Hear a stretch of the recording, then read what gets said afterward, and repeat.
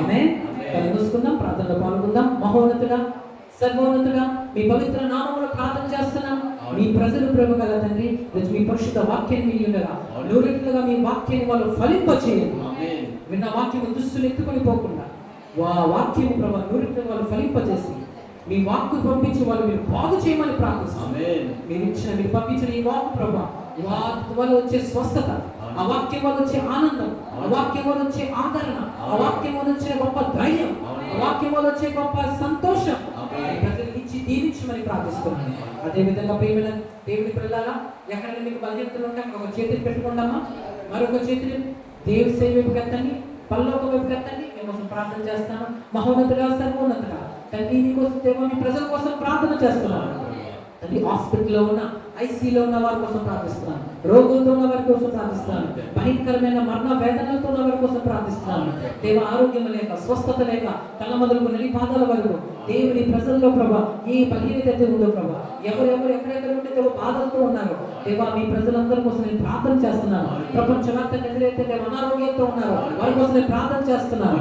దేవా, స్త్రీలకు సంబంధించిన రోగాలతో కానీ, పురుషులకు సంబంధించిన రోగాలతో కానీ, గుండె నొప్పులతో కానీ, దేవా లివర్ ప్రాబ్లం కానీ, కిడ్నీ సమస్య కానీ, చేతులు నరాలు వచ్చే సమస్యలు కానీ, నరాల వీక్నెస్ వచ్చేది కానీ, అది బీపీ షుగర్ వల్ల కానీ, థైరాయిడ్ వల్ల కానీ, అస్తమ వల్ల కానీ, న్యూమోనియా వల్ల కానీ, శరీరంలో ఏ బలహీనత ఉన్నా ప్రభా దేవా, దేవుని ఎవరైతే బాధపడుతున్నారో, ఆ వేదన పడుతున్నారో, దేవా నెమ్మది లేక జీవిస్తున్నారో, దేవా నీరసంతో బాధపడుతున్నారో, దేవా వారందరి కోసం నేను ప్రార్థన చేస్తున్నాను.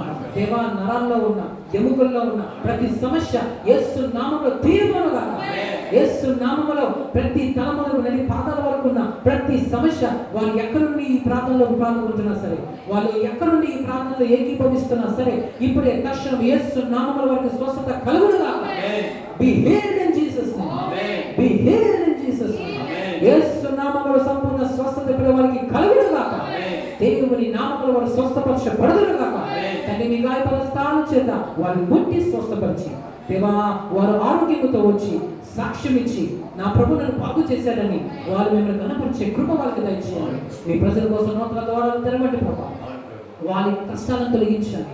దేవా, వారి బుద్ధికి బాధగా ఉన్న విషయాలు, మనసుకు బాధగా ఉన్న విషయాలు ఏదైతే ఇతరులకి చెప్పుకోలేక దేవా తమలో తాము కుమిలిపోతున్న ఏదైతే హృదయాలు ఉన్నాయో ప్రభా, దుఃఖ స్థానంలో ఉన్న వారి కోసం ప్రార్థిస్తున్నాను. నెమ్మది లేకుండా ఉన్న వారి కోసం ప్రార్థిస్తున్నాను. సమాధానం లేకుండా ఉన్న వారి కోసం ప్రార్థిస్తున్నాను. అన్ని ఉన్నప్పటికీ కూడా లేని స్థితిలో ఉన్న వారి కోసం ప్రార్థిస్తున్నాను.